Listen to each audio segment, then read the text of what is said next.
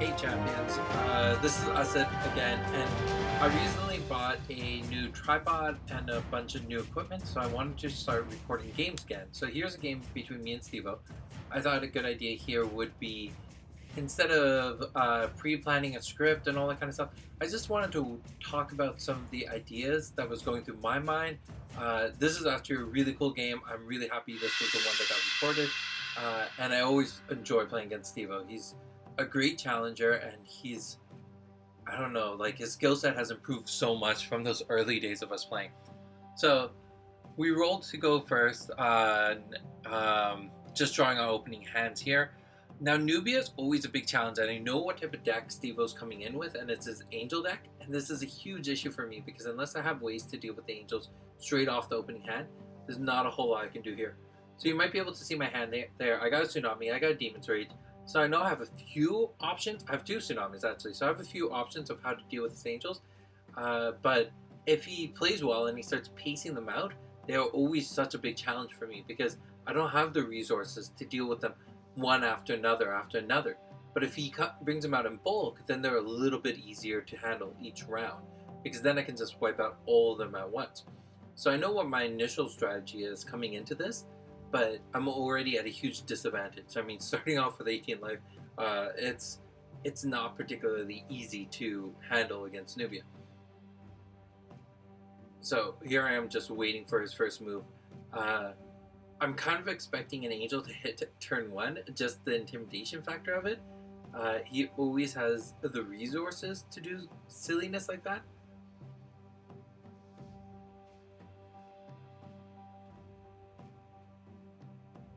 And the nice thing about the alpha and beta cards, you play against them enough, you can actually start predicting what's happening just by the sheer cost. Actually, his deck has upgraded because I don't remember him having Guardian of Balances in his timeline before. So all of a sudden, this is a bit of a twist for me because now I got to find a way to dish out 6 points of damage without wasting my Tsunamis or my Demon Rages to try to knock out his Guardian of Balance. So first round, I want to stay in close so I don't have to use Living Shadows on a whim, but I don't want to get in too close because that Guardian of Balance hitting me for the 5 is going to be painful. And another thing about Rayne, if you're sitting there and you don't have an opening hand of a lot of evasion, that really hurts because one of her keys is to be able to be in control of when you're taking damage and when you're not taking damage. And the fact that I wasn't in control of that situation, and I knew that if he came and attacked me, there wasn't much I could do, really, really hurts me. So either I can waste time by sitting behind and trying to gather resources, but Nubia gathers resources twice as fast as I do, so that doesn't put me at any advantage. Or I try to put some pressure on him to make a slip up. And this is why I seriously think he did slip up. At least in my mind, because, and you'll see it right away, he's paying 25, and I know the moment he's paying 25 aura what's coming out. It happens every single time, and that's an angel. I'm sorry about the glare. We're still trying to figure out the lighting, so maybe next time we'll take it from the other angle, or at least take 2 different camera views so that we can make this a little bit better. So I move forward and I do a Tsunami, and the idea here is I'm trying to knock out both creatures as easily as possible, and the Tsunami is a great way because both summons have the 3 health, the 6 health, and I have the second Tsunami in my hand, so I know if I play both of these, I'll knock out both of them right away.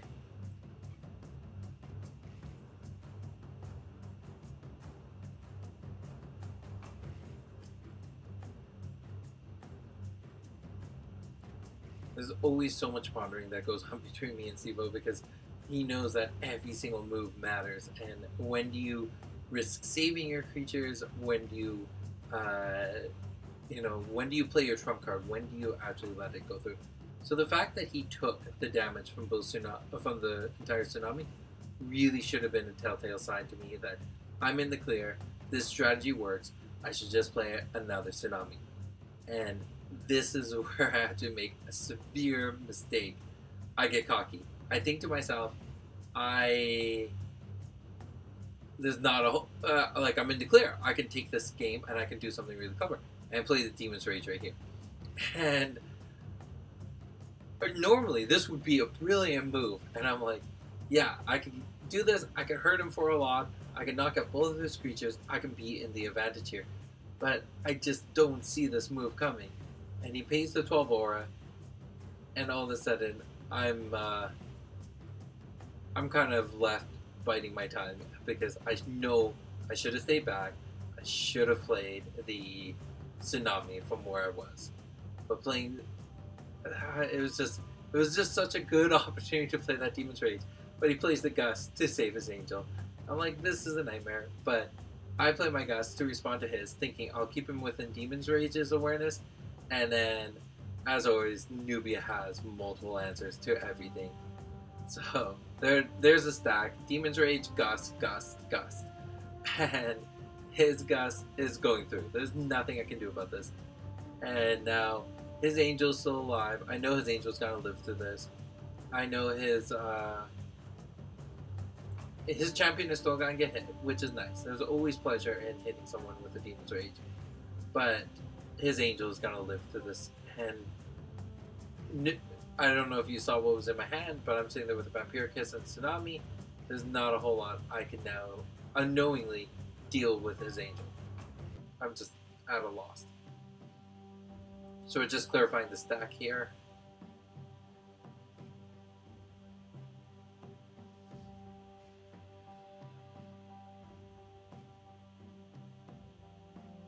My Gust is going through, hitting Nubia for the 2.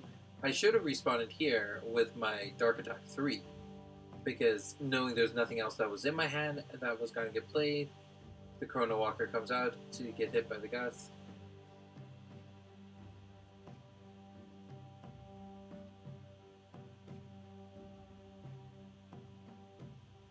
Sorry about the shakiness there.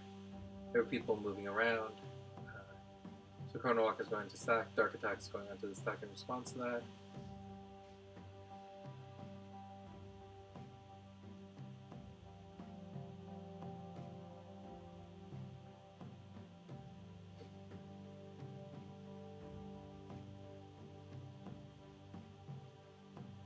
And I also see the advantage here because the Gust is gonna now hit the Chrono Walker, and then Demon Rage is gonna knock the Chrono Walker out. So I wasn't super worried about the Chrono Walker. That was actually kind of a nice thing to me. He didn't get hit by the Gust or the Demon's Rage, which hurt, but at the same time, I knocked out his Chrono Walker, which is a good answer that he no longer has, but he still has the Angel, and that's always a pain. Alright, going into round 3 here. I really need a Chrono Walker in hand to be advantageous, but I draw a Chain Lightning. That doesn't help me a whole lot, but I'm thinking to myself, I can set him up, I can hit him with the Chain Lightning, I can hit him with the Tsunami, I can hit him with Vampire Kiss. I can do quite a bit of damage and definitely scare him quite a bit. But he has the first move, and the cleanest move for him to do right now is the Angel, which he does. Attacks me for 6, which is a huge amount of pain to Rayne. The fact that I couldn't avoid that really put me at disadvantage. Chain Lightning, 3, 2, 1, 4 to Nubia in total, 2 to the Angel, knocking that out. I don't know why, but for some reason, I don't seize this opportunity to do the Vampire Kiss. You can see me pending it right there. It's in my hand. I decide not to. And what I have going in my mind is, I'm sitting at 11 health, and there's a decent amount of health. I can absorb whatever damage is coming my way. But I was in the clear. If he had an answer to that Vampire Kiss, he would have played it against the Chain Lightning, because he would have wanted that Angel to stay alive. So the fact that I did not see that move at all really kind of hurt. Because having a clear on a Vampire Kiss, you always take that opportunity. If you know that you can play it without your opponent responding, without your opponent really being able to do anything against it, you take it. You always take it. And now this is where the onslaught occurs. You can tell by the length of this video how much time is remaining. There's not much time left.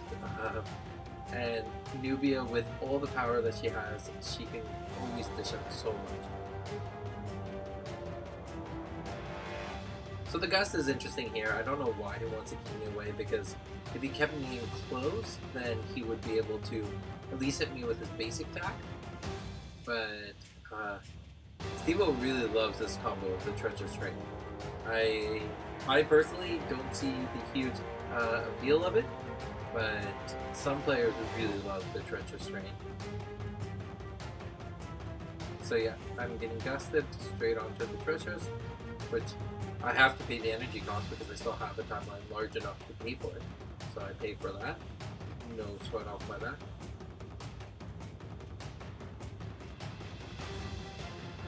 For energy, that's a bolt shot coming at me.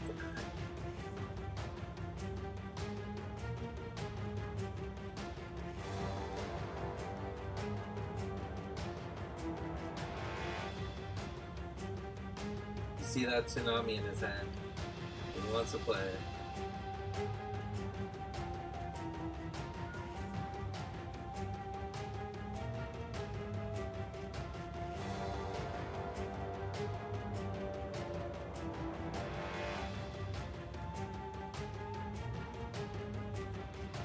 He's thinking to himself, can I get out of this?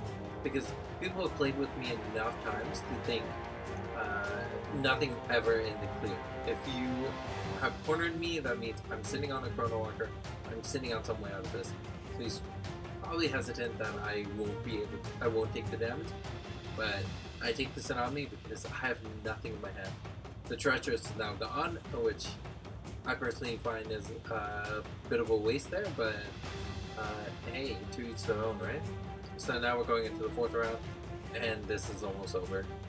He's going to be starting the round off, so there's not a whole lot back in the clock. And I just draw another Tsunami. So what this really makes me think, I need some better evasion. I need some way to keep myself alive. And there's a lot of cards that I'm looking at in Welcome to Jade that are going to help me so much in that.